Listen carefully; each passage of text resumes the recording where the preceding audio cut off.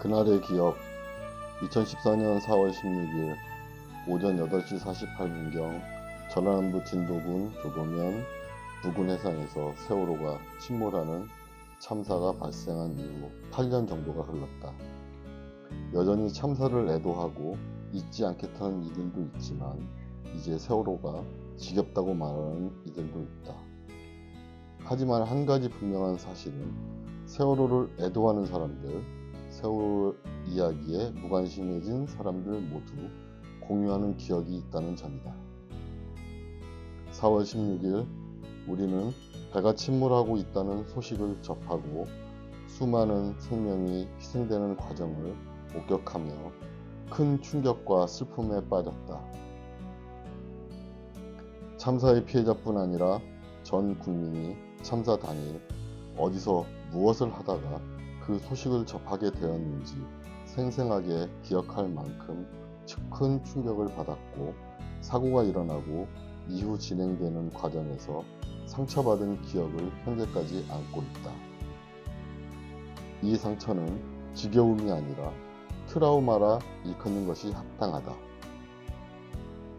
그날에 대한 선명한 기억이 각인되어 현재까지 이어진 것과는 별개로 우리는 세월호 참사에 대해 제대로 이해할 기회가 충분히 없었다.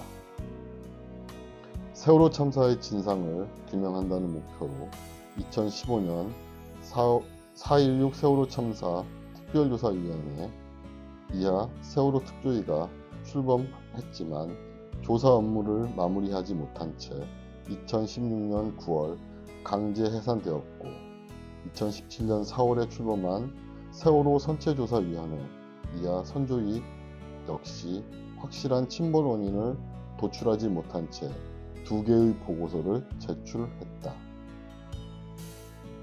이처럼 세월호 참사에 대한 공식 설명이 없었던 이유는 세월호 참사가 그만큼 복잡했다는 측면도 있지만 더 근본적으로는 이 사건의 진상을 규명하는 일을 저마다 다르게 인식하고 있다는 점에서 찾을 수 있다.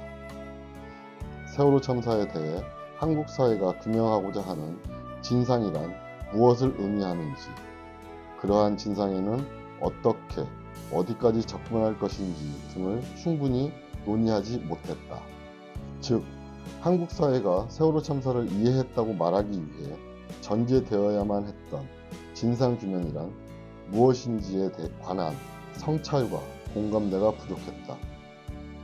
이처럼 세월호 참사의 전모에 대한 공인된 설명이 부재한 상황에서 정부는 악의적으로 정보를 날조했고, 그 결과 배보상 등에 관한 근거 없는 이야기들이 확대 재생산되었으며 참사 피해자들은 사회적으로 고립되어 갔다.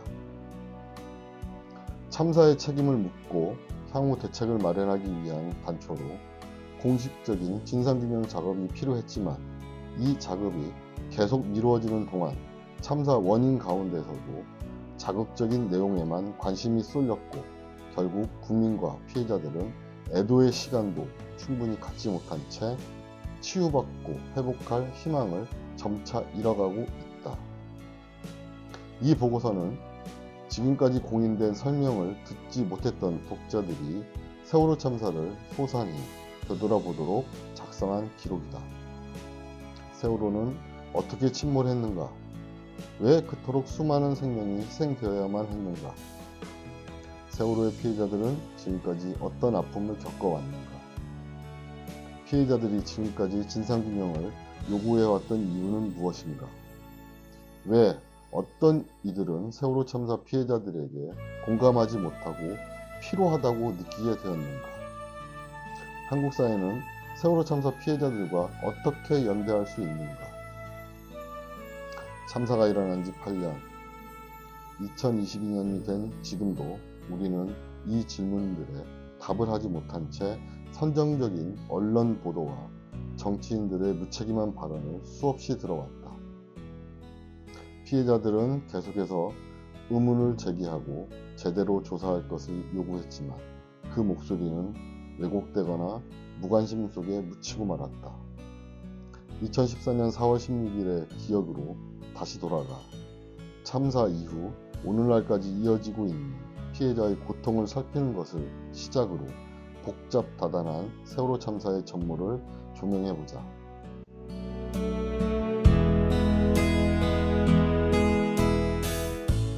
배반당한 신뢰. 2014년 4월 15일 오전 9시 짙은 안개 속에서 476명이 승선한 세월호가 제주도를 향해 인천항을 떠났다. 배가 출발하고 얼마 후 갑판이 하늘에 화려한 불꽃이 펼쳐졌다. 제주도로 수행여행을 가기 위해 세월호에 탄 안산 나눔고 2학년 학생 325명은 레크레이션 강사와 게임을 하고 갑판 위에 올라가 불꽃놀이를 보면서 그간 학업과 일상으로 지친 마음을 달랬다. 다음 날인 4월 16일 아침 8시경 나눔고 학생들은 아침 식사를 하고 3355 모여 이야기를 나누었다. 밤늦게까지 베개 싸움을 하느라 잠을 설친 몇몇 학생들은 느긋하게 쉬기도 했다. 친구들과 함께 바다를 배경으로 사진도 찍었다. 제주도 여행의 설레는 여정이 이제 막 시작된 참이었다. 하지만 갑자기 배가 기울기 시작하면서 상황은 급변했다. 오전 8시 52분 한 학생이 119에 구조 요청 신고를 했다. 선내에는 가만히 있으라는 방송이 울렸다. 우왕좌왕하는 사이에 대피 방송, 기다리라는 방송이 나왔잖아요. 저희는 아무런 지식도 없었고 처음에 탈 때 무슨 일이 생기면 어디로 나가라는 교육도 없었기 때문에 아무래도 승무원이나 선장이 저희보다 지식이 많으니까 믿어야겠다는 생각, 더 안전할 거라는 생각이 들어서 그 말을 믿고 계속 기다릴 수밖에 없었던 것 같아요. 수학여행 전 학교 강당에서 파워포인트 자료를 보며 안전수칙에 관해 간단히 설명을 듣긴 했지만 구명조끼를 착용하는 방법이나 세월호 안 탈출 경로에 관한 설명은 듣지 못했다. 하지만 개개인이 아닌 모두의 안전을 위해 방송에 따라 질서를 지켜야 한다는 생각이 들었다. 누가 움직이면 주변에서 야유를 했고 선생님도 주의를 주었다.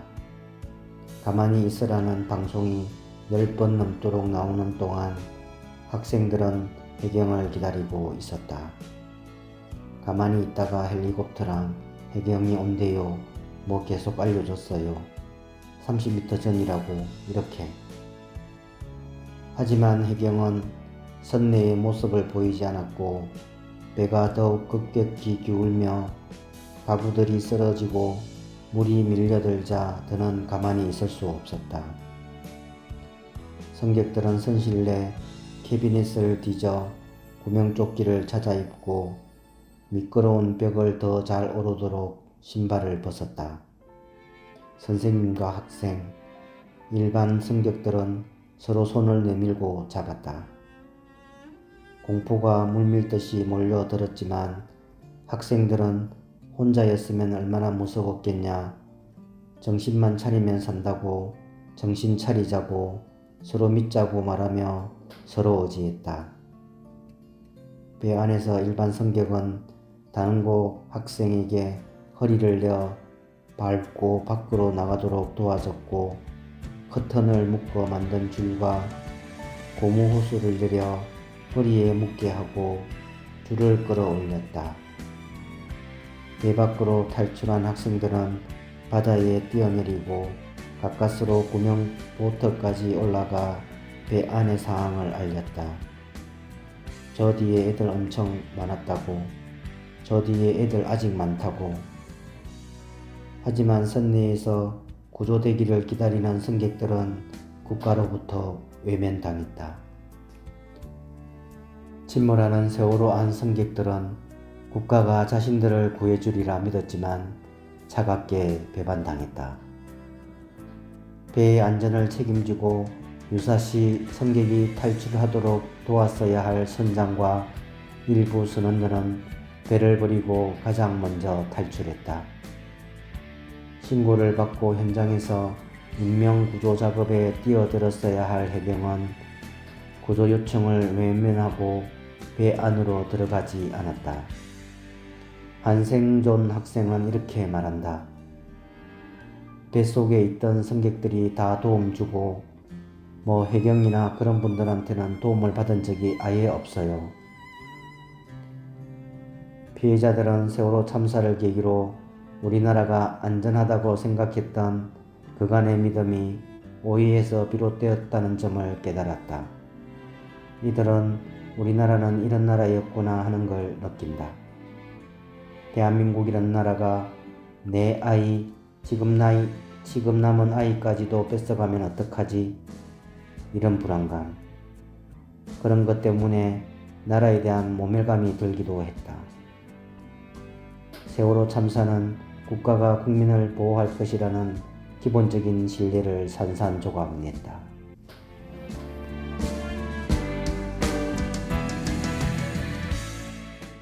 방치된 혼란. 탈출한 생존자들은 이후로도 방치된 채 국가에게 보호받지 못했다. 생존 학생들은 중간 경유지로 도착한 서거차도에서부터 무분별한 취재 경쟁에 그대로 노출됐다. 물에 젖어 추위에 떨고 있는 학생들에게 기자들은 카메라를 들이댔고 이들의 모습은 여과 없이 방송을 통해 전국으로 전파됐다.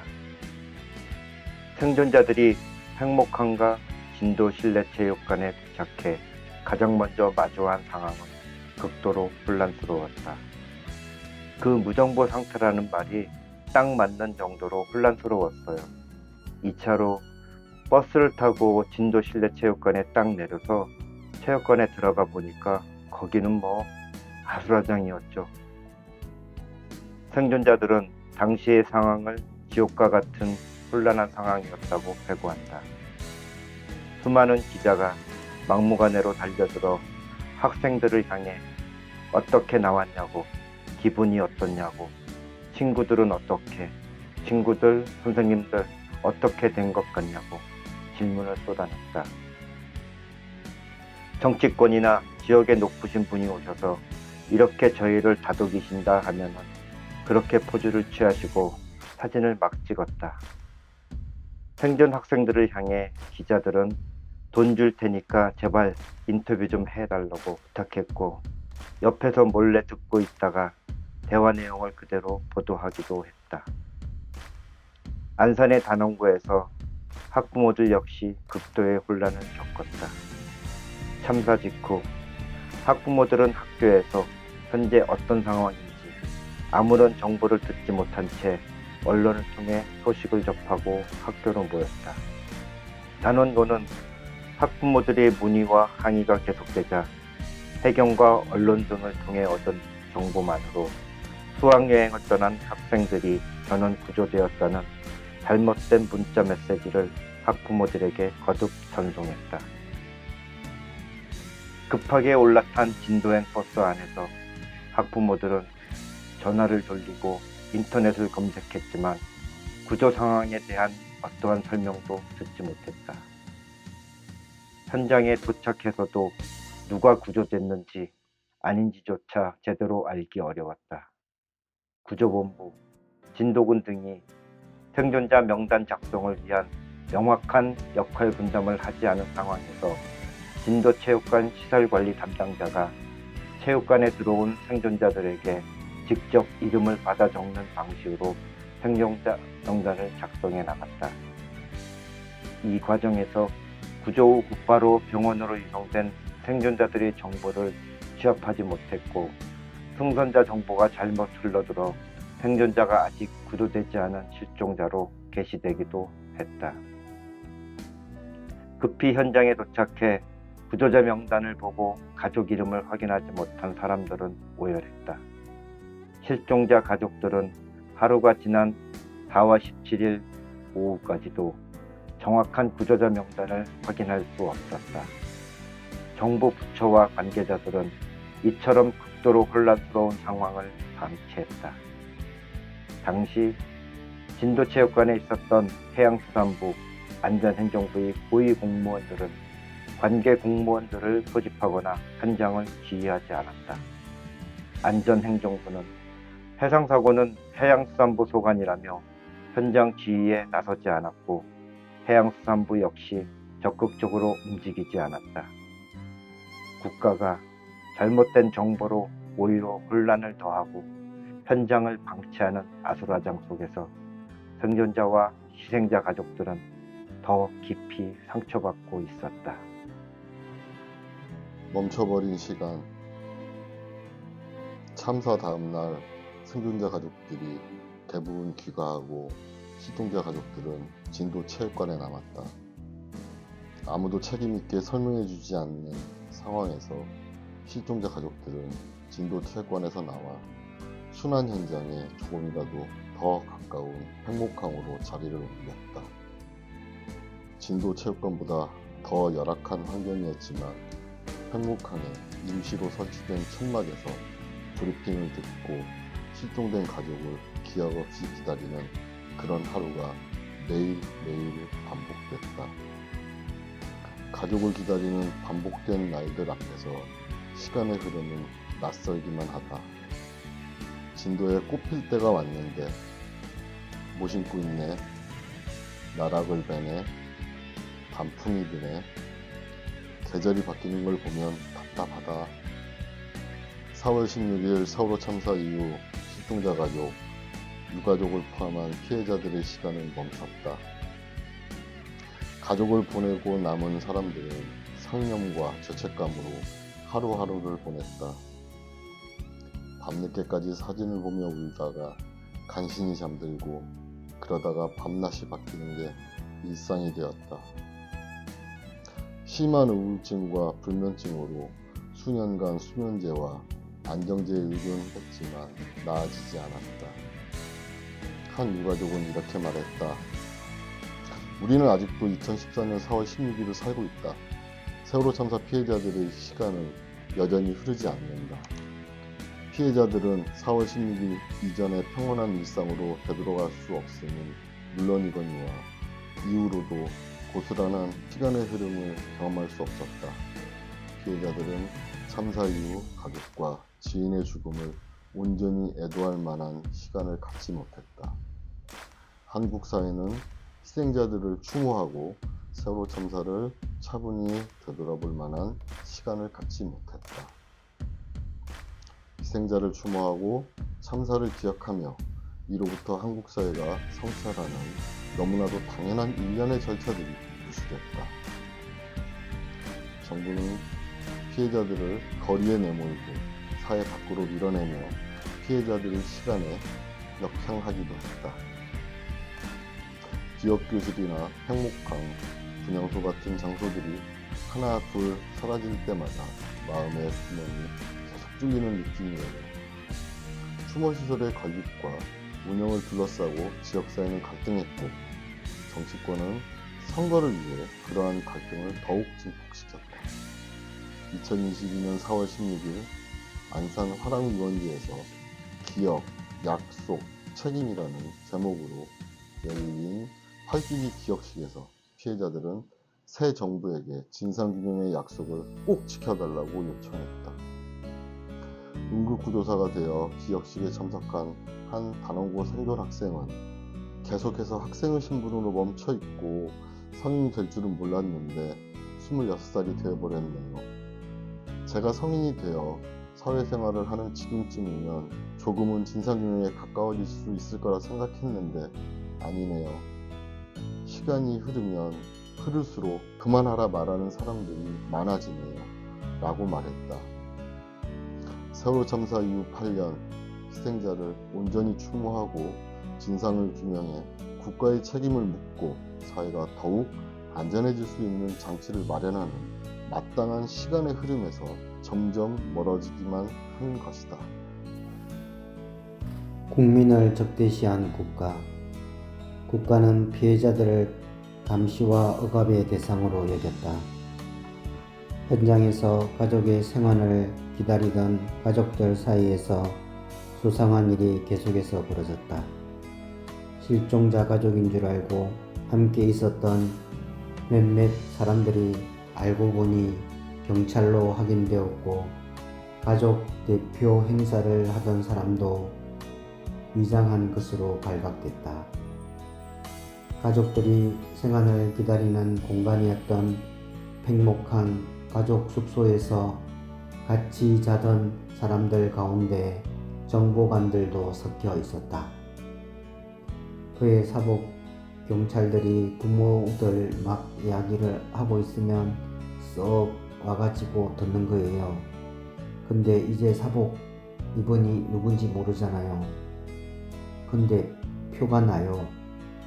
등산복 차림에 좀 이렇게 깎아지는 이런 밤톨 머리에 그 무전기에, 그러니까 한참 이야기를 하다가 쓱 가서 이제 지금 이런 상태고요. 가족들은 이런 상태고, 그 다음에 큰 동료는 없는 것 같습니다. 통화하는 걸 들킨 거죠. 가족들한테. 그래가지고 멱살을 잡고, 극도의 혼란 속에서 실종자 가족들은 정부와의 소통 채널 확립 등을 요구하며 청와대 항의 방문을 계획하고 실행에 옮겼다. 경찰은 1,800여 명에 이르는 병력을 배치하며 이를 저지했다. 경찰은 가족들을 에워싸고 행진을 차단하며 이것은 명백한 불법 행위라 질타했다. 언론은 현장의 문제와 실종자 가족들의 요구사항은 보도하지 않고, 가족들이 청와대 방문을 시도하다가 경찰과 대치하고 있다는 점만 보도했다. 정부는 피해자들을 국론 분열을 노린 반정부 세력으로 취급했고, 이들을 더 강하게 감시했다. 열악한 상황에서 바닷물 속에 뛰어들어 희생자들을 수습했던 잠수사는 동료의 죽음을 슬퍼할 겨를도 없이 업무상 과실치사 혐의로 해경에게 고발당했다. 세월호 참사 당시 잠수사는 목숨을 걸고 바다에 뛰어들었는데도 말이다. 저희 잠수하면서도 너무 무리합니다. 그래도 물에 들어갔어요. 그때 해수부 장관이나 경찰청장이 들어가 달라고, 들어가면 안 되는 상황인데도 들어갔습니다. 부상 입으면 책임지겠냐고 하니까 책임지겠다고까지 얘기를 했어요. 해경이나 해수부 장관이 나중에는 책임지지 않았지만, 그리고 지금까지도요. 참사 이후 여러 후유증에 시달리며 살아온 잠수사를 고발한 국가에 대해 잠수사들은 이 나라가 진짜로 정말로 실망스럽다고, 우리 써먹어 버린 것 같다고, 자존감 떨어지고 슬프다고 말한다. 유가족이 보기에도 잠수사들이 목숨을 걸고 잠수를 해내서 아이들을 다 데리고 왔다는 상황을 우리는 뻔히 아는데, 그것을 다 묻어두고, 정의를 묻어두고 이 사람들 고소 고발을 하는 것은 진짜 국가폭력이었다. 2015년 9월 15일 국회 안전행정위원회 국정감사에 참고인으로 출석한 한 잠수사는 이렇게 말했다. 누군가 책임을 져야 한다면 왜 그게 저희 민간 잠수사입니까? 저희가 양심적으로 간 게 죄입니까? 앞으로 어떤 재난에도 국민을 부르지 마십시오. 정부가 알아서 하셔야 됩니다. 치유되지 않은 상처. 참사 이후 정부가 생존자들을 위해 마련했다는 심리 지원 프로그램들은 초기에 피해자들의 아픔을 치유하기보다는 더 마음의 생채기를 내고 정부를 불신하게 했다.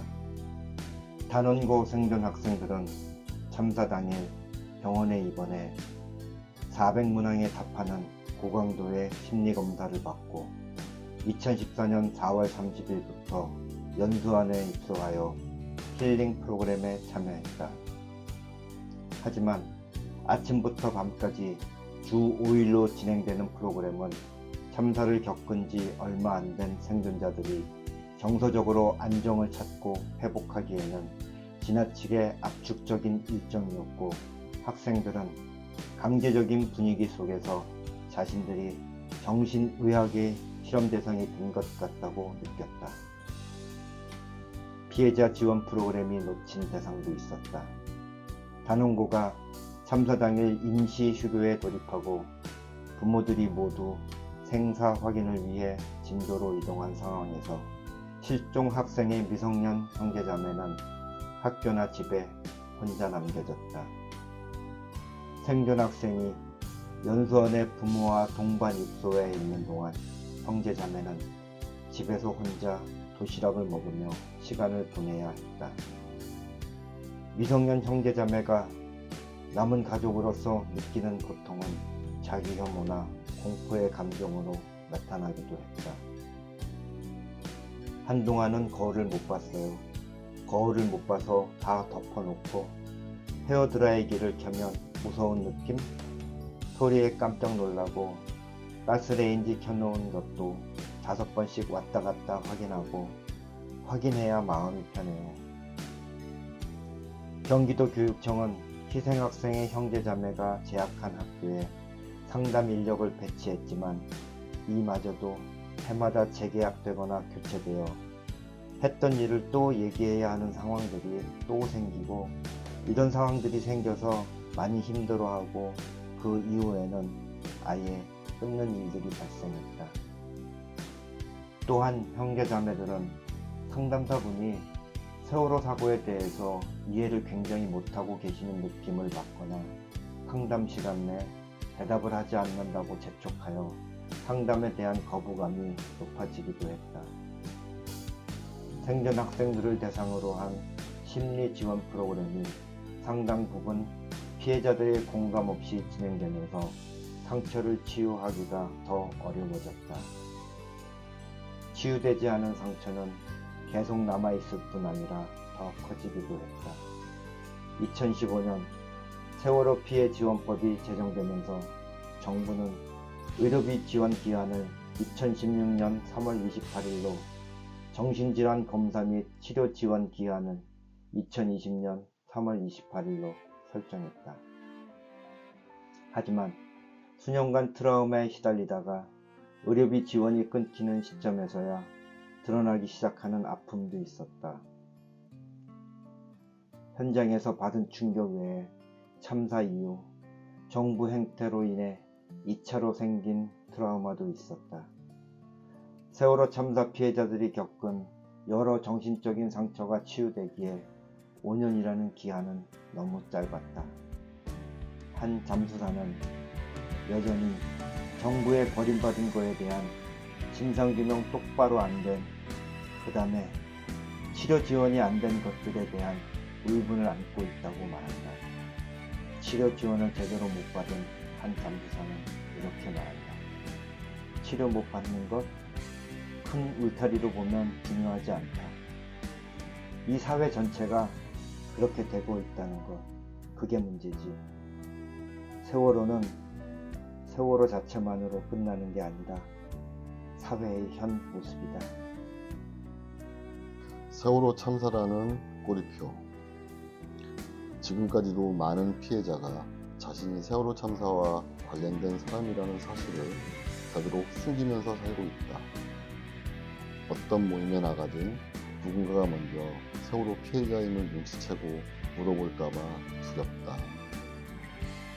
세월호 유가족이라는 사실이 밝혀지는 순간 이들은 웃을 수도 울 수도 없는 상황에 처한다. 한 유가족은 이를 나비 효과라 부른다. 내가 가서 울면 그 사람이 슬플까봐, 광화문 가서 엄마들이 뭐라고 했냐면 우리가 너무 무겁게 가라앉아 있고 울고 있으면 시민들이 우리한테 와서 말도 안 건다고. 그런데 제가 광화문에서 웃으니까 페이스북에 애 잃고 웃네, 그런 게 올라온 거예요. 광화문에서 웃지 마. 사람이 왔을 때 웃어. 참사 당시 수색 활동을 위해 바닷물에 뛰어들었던 잠수사들은 이후 채용에 어려움을 겪었다. 세월호 참사의 수색 활동에 참여했던 잠수사들이 골괴사 같은 질환을 앓고 있다는 소식이 알려지면서 관급공사 현장에서는 신체 검사를 한 뒤 해당 질환을 앓고 있음을 확인하면 고용하지 않았다. 민간 현장에서도 마찬가지였다. 세월호 참사 수습에 참여한 잠수사는 건강이 좋지 않다는 선입견 때문에 채용 과정이나 업무를 수행할 때 부당 대우를 받았다. 세월호 참사로 인한 신체적, 정신적 피해가 그 자체로 꼬리표가 되어 이후의 삶을 완전히 뒤바꾸어 놓은 것이다. 진실과 정의를 향한 연대. 참사 현장을 수습하지 않고 언론을 통해 진실을 왜곡하고 국민을 적대시한 정부를 상대로 피해자들은 세월호 참사의 진실을 밝히고 피해자 인권을 보장받기 위해 적극적으로 연대했다. 2014년 5월 5일 200명이 넘는 단원고 피해자 가족들은 세월호 사고 희생자, 실종자, 생존자 가족 대책위원회, 현 사단법인 4.16 세월호 참사 가족협의회, 이하 4.16 가족협의회를 발족하고 국회를 상대로 철저히 진상규명을 하기 위한 특별법을 제정하라고 요청했다.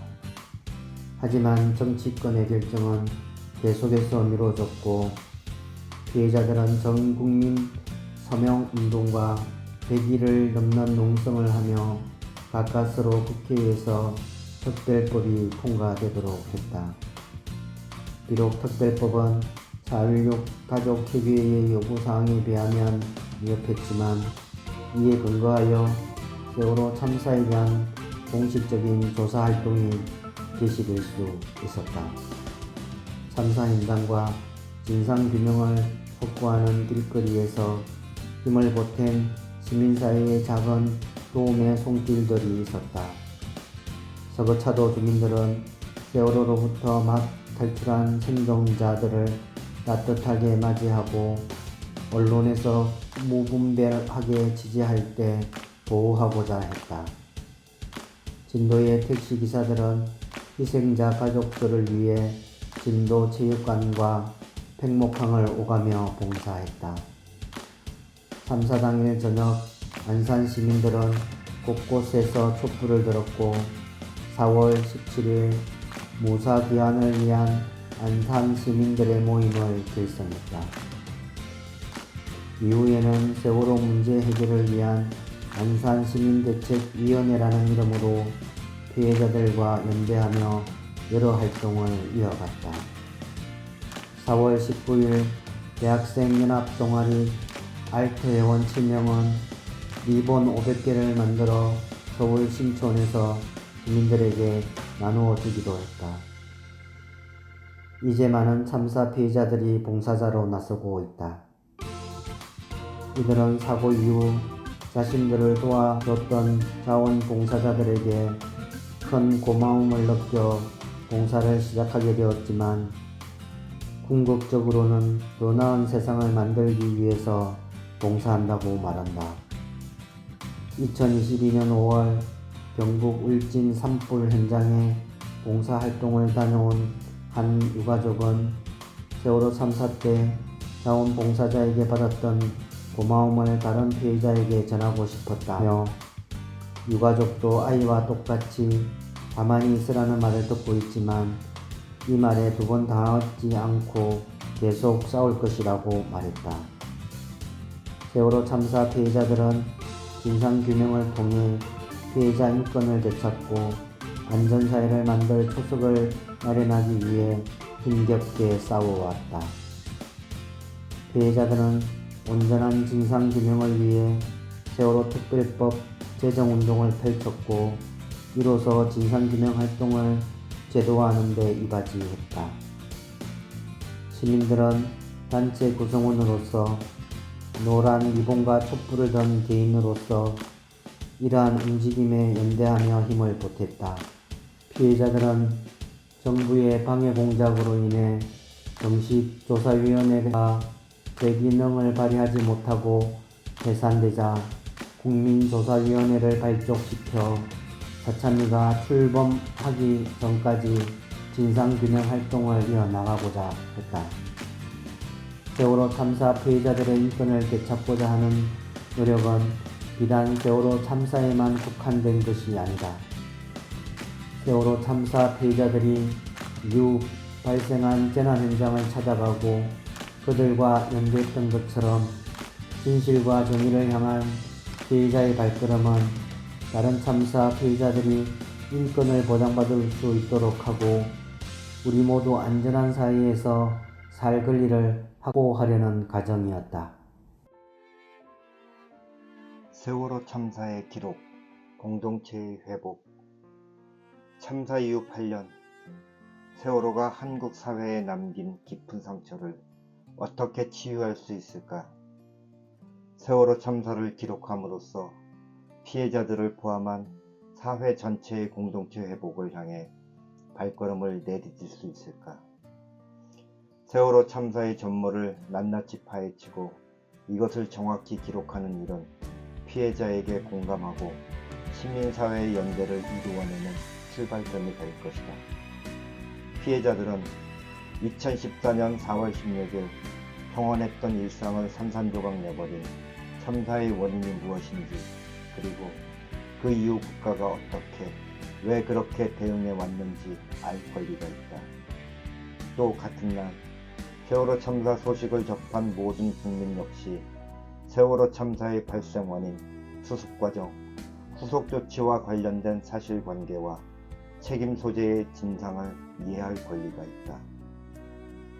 이처럼 세월호 참사에 대한 국민의 알 권리를 보장하는 것이 국가기관인 사참위의 1차적 역할이라면 이 보고서는 세월호 참사의 진상에 대해 국가가 내놓을 수 있는 최선의 설명이어야만 한다. 세월호 참사는 배가 출항하기 전에 벌어졌던 허술한 관리, 4월 16일 침몰 과정에서 배를 버리고 그 안에 무수한 생명을 저버린 선원과 해경, 피해자를 보호하기는커녕 적대한 국가, 조롱을 일삼으며 피해자들을 사회적으로 고립시켰던 일부 시민과 정치권 인사, 대중매체의 행태를 모두 포함하는 장기간의 사회적 참사다.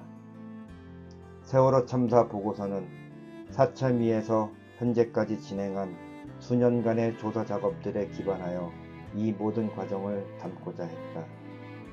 이 보고서가 수행해야 할 1차 과제는 바로 우리가 다 같이 지닌 공통의 기억, 즉 침몰 순간의 공통 기억에서 출발해 합리적이고 논리적으로 모두가 납득할 만한 참사의 전모를 밝히는 길을 여는 것이다. 세월호 참사는 2014년 4월 16일 특정 장소에서 일어난 돌발적인 사고가 아니었다. 재난을 예방하고 대응하고 사후 지원하는 과정에서 오랜 기간 국가가 책임을 다하지 못한 결과였다. 세월호 참사 원인과 그에 대한 책임은 4월 16일 세월호가 침몰하는 와중에 배를 버리고 떠난 선원들이나 적극적으로 구조에 임하지 않은 해경들을 포함해 참사 현장을 관리하지 못했던 국가 재난대응체제, 정보보고 및 정보공유 시스템, 국가의 국민감시체제 등과 같은 잘못된 사회구조에 있다. 하지만 이는 사회구조의 전반적인 체계를 포괄적으로 비난함으로써 책임을 모호하게 하려는 것이 아니다. 국가가 구체적으로 어떻게 책임을 회피했는지를 낱낱이 조사하고 기록함으로써 이 참사가 몇몇 개인이 잘못하여 일어난 것이 아님을 밝히고 국가가 어떻게 잘못했고 어떤 부분에서 책임을 져야 하는지를 명백히 드러내고자 한다. 국가가 다하지 못한 책임을 구체적으로 기록하는 작업은 세월호 참사와 같은 참사가 한국 사회에서 더는 재발하지 않도록 하는 실질적인 대책을 마련하는 데 초석이 될 것이다.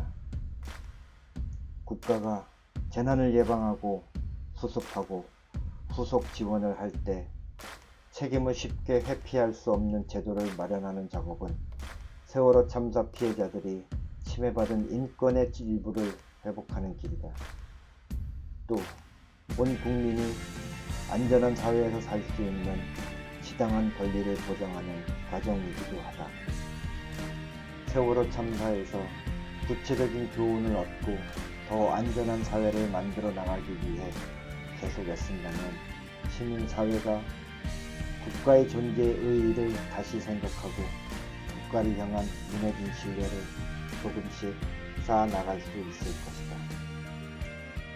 사참위의 조사활동과 이를 정리한 세월호 참사의 기록은 공동체의 회복을 위해 앞으로 우리 사회가 감당해야 할 여정의 첫걸음이다.